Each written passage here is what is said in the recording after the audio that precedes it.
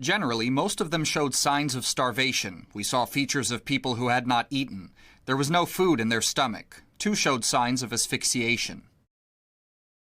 The investigation is really looking into one of the worst cult-related tragedies in history. The chief pathologist, Mr. Johansson Oddo, came out with his initial findings from the 10 bodies that he had been looking into, and they had, amongst the bodies were mostly of children and one of an adult female. But we're talking 9 children who are aged between 18 months and 10 years. And when one thinks of that, one can only imagine the horror and the tragedy of such young lives being put at the altar, essentially, of this extreme and really manipulated religious belief, if one will. And this has been so much in the news that it spurred a Kenyan president on Sunday to announce to the country that he will be establishing a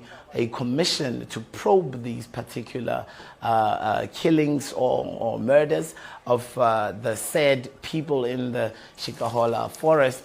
And he will be also starting with that probe as soon as this week. We expect it to start on Thursday, and this will be going on for a lengthy period of time. But here is the views of Kenyan President Mr. William Ruto.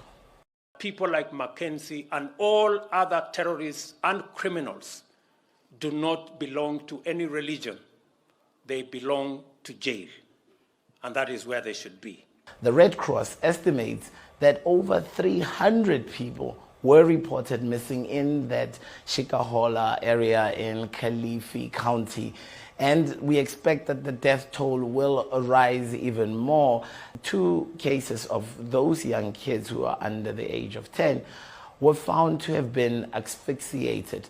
And that really goes towards deliberate murder and taking of life than an emaciation or starvation might lead us. But indeed, most of these cops were starved, and they were found to have nothing in their stomach, according to Kenya's chief pathologist.